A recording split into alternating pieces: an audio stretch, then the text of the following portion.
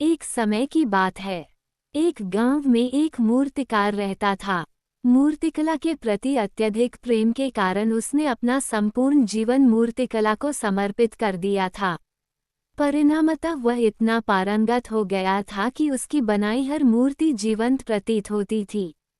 उसकी बनाई मूर्तियों को देखने वाला उसकी कला की भूरी भूरी प्रशंसा करता था।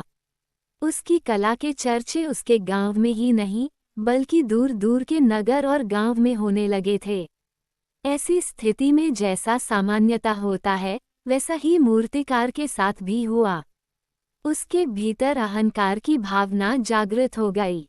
वह स्वयं को सर्वश्रेष्ठ मूर्तिकार मानने लगा। उम्र बढ़ने के साथ जब उसका अंत समय निकट आने लगा तो वह मृत्यु से बचने की युक्ति सोचने लगा। वह किसी भी तरह स्वयं को यमदूत की दृष्टि से बचाना चाहता था ताकि वह उसके प्राण न हर सके। अंततः उससे एक युक्ति सूझ ही गई। उसने अपनी बेमिसाल मूर्तिकला का प्रदर्शन करते हुए 10 मूर्तियों का निर्माण किया। वे सभी मूर्तियां दिखने में हूबहू उसके समान थीं।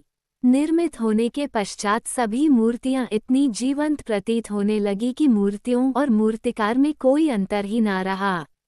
मूर्तिकार उन मूर्तियों के मध्य जाकर बैठ गया। युक्तिनुसार यमदूत का उसे इन मूर्तियों के मध्य पहचान पाना असंभव था। उसकी युक्ति कारगर भी सिद्ध हुई। जब यमदूत उसके प्राण हरने आया तो 11 एक तरह की मूर्तियों को देख चकित रह गया। वो उन मूर्तियों में अंतर कर पाने में असमर्थ था, किंतु उसे ज्ञात था कि इन्हीं मूर्तियों के मध्य मूर्तिकार छुपा बैठा है। मूर्तिकार के प्राण हरने के लिए उसकी पहचान आवश्यक थी। उसके प्राण न हर पाने का अर्थ था प्रकृति के नियम के विरुद्ध जाना। प्रकृति के नियम के अनुसार मूर्तिकार का अंत समय आ चुका था। मूर्तिकार की पहचान करने यमदूत हर मूर्ति को तोड़कर देख सकता था, किंतु वह कला का अपमान नहीं करना चाहता था। इसलिए इस समस्या का उसने एक अलग ही तोड़ निकाला। उसे मूर्तिकार के अहंकार का बोध था, अतः उसके अहंकार पर चोट करते हुए वह बोला, वास्तव में सब मूर्तियां कलात्मकता और सौंदर्य का अद्भुत संगम है। किंतु मूर्तिकार एक त्रुटि कर बैठा। यदि वो मेरे सम्मुख होता तो मैं उसे उस त्रुटि से अवगत करा पाता। अपनी मूर्ति में त्रुटि की बात सुन अहंकारी मूर्तिकार का अहंकार जाग गया। उससे रहा नहीं गया और झट से अपने स्थान से उठ बैठा और यमदूत से बोला, त्रुटि?